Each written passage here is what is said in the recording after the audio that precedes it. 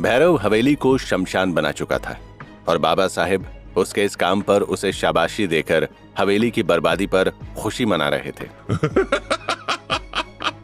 काश हमने ये कदम नंदिनी की मौत के बाद ही उठा लिया होता, तो आज हमरा पोता हमरे साथ होता। पोते का जिक्र होते ही भैरव के चेहरे पर अपने बच्चे के मरने का गम उभर आया, जिसे देख बाबा साहेब ने उसके कंधे को थपथपा दिया। तू कुछ दिन के लिए यहाँ से दूर चला जा, यहाँ की हवा में जहर घुला है। बहुरिया को ताजा हवा की जरूरत है, समर्थ सब इंतजाम कर देगा, तू जाकर तैयारी कर ले। बाबा साहेब की बात सुन भैरव अचानक थोड़ा टेंशन में आ गया। उसे शक होने लगा कि अचानक बाबा उसे बाहर कहीं दूर क्यों भेजना चाह रहे थे। बाबा हमें यहाँ से जाने के लिए क्यों कह रहे हैं? कहीं गुड़िया को तो कुछ नहीं हुआ?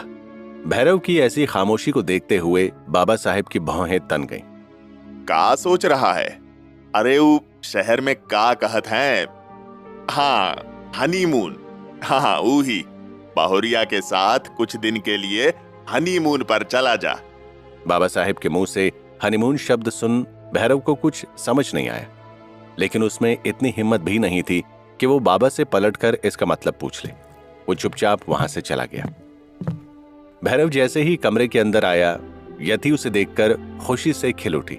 भैरव ने उसे प्यार भरी नजरों से देखते हुए दरवाजा बंद कर दिया। लग रहा है किसी ने मेरी बात को ठीक से सुना नहीं। मैंने कहा था कि मेरी जान का ठीक से ख्याल रखना, लेकिन देखकर लग रहा है कि लापरवाही की गई है। अब तो सजा मिलेगी। भैरव की बात सुन यति को हंसी आ गई।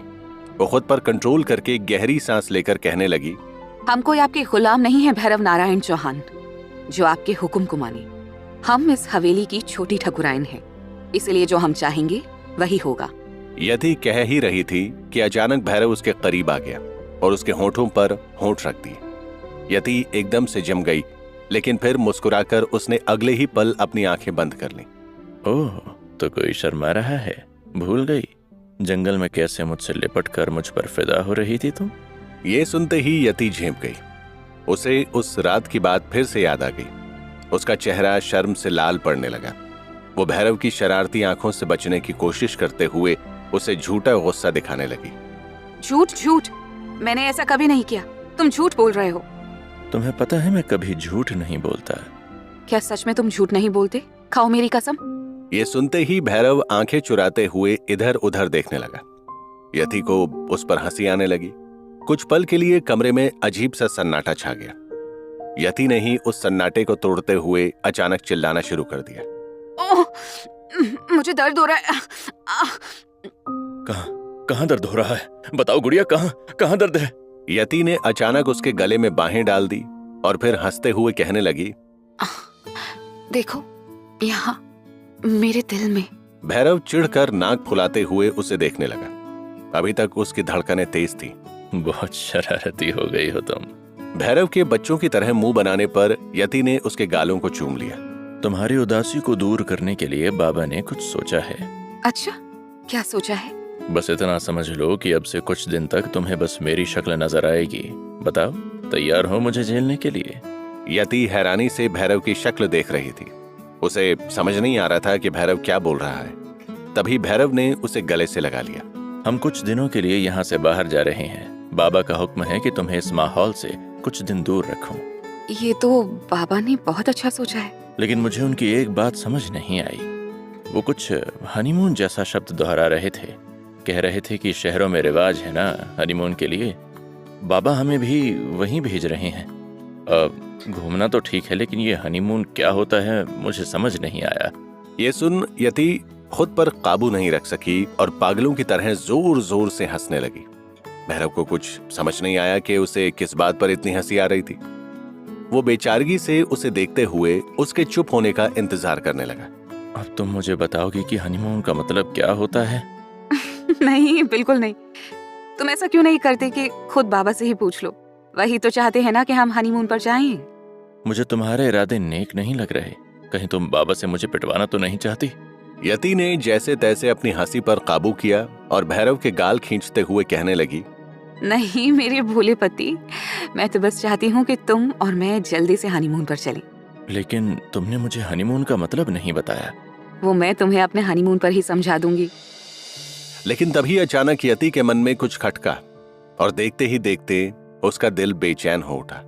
कहीं ऐसा तो नहीं कि घर पर फिर से कोई मुसीबत आने वाली हो, इसीलिए बाबा मुझे यहां से दूर भेज रहे हैं। यति जानती थी कि बाबा के हर फैसले के पीछे जरूर कोई बड़ी वजह होती है। बिना कारण वो कोई फैसला नहीं लेते। अपने मन की उलझन को दूर करने के लिए उसने भैरव से इस बारे में बात करनी चाहिए। लेकिन अचानक से बाबा हमें बाहर क्यों भेजना चाह रहे हैं? मुझसे कुछ छिपाया जा रहा है। भैरव यति की बात सुनकर सकपका गया। उसे समझ नहीं आया कि यति को क्या जवाब दे। यति की जिंदगी में जो तूफान आया था वो हमेशा के लिए उससे उसकी खुशियां छीन कर ले जा चुका था, जिसके निशान यति के पेट पर टांकों के रूप में रह गए थे। भैरव का मन भर आया था। बाबा बस चाहते हैं कि तुम अच्छे माहौल में जाकर जल्दी से ठीक हो जाओ, और अब मेरी जान, मेरी गुड़िया के आराम का वक्त हो चुका है, इसलिए तुम अब चुप करो और उसे सोने दो। भैरव यति को लिटाकर खुद उसके बगल में लेट गया और उसके सिर को सहलाने लगा। थोड़ी देर में ही यति सो गई। भैरव उसके मासूम चेहरे को निहारने लगा। इतनी मासूम हो तुम गुड़िया, उस किरण देवी को इस मासूम पर दया क्यों नहीं आई? क्यों उसने मेरी गुड़िया की जिंदगी तबाह कर दी? भैरव की आंखों में आंसू भर आए। वो जोर जोर से रोना चाहता था, लेकिन यति की खातिर अपने दर्द को अंदर ही अंदर पिए जा रहा था। इधर बाबा साहिब बेचैनी से अपने कमरे में टहल रहे थे। उन्हें बार बार उस अजनबी शख्स का ख्याल आ रहा था जिसकी आवाज कार्तिक ने सुनी थी। देखते ही देखते बाबा साहिब का चेहरा सख्त हो गया। उनकी आंखें नफरत से जल रही थी। नंदिनी की मौत के बाद यति के बच्चे की मौत ने बाबा साहिब को और कठोर बना दिया था। अपने चेहरे पर अजीब से भाव लिए वो अपनी कुर्सी पर बैठ गए। तभी वहां समर्थ आ गया। आप सोए काहे नहीं बाबा? इतनी चिंता करेंगे तो तबीयत बिगड़ जाएगी आपकी। हमें जल्द से जल्द पता लगाना होगा कि वो शख्स कौन है जो उस किरण देवी की मदद कर रहा है। ऊ का पता लगाना बहुत जरूरी हो गया है समर्थ। हम अब अपनी बहुरिया पर कौनो संकट ना ही आने देंगे।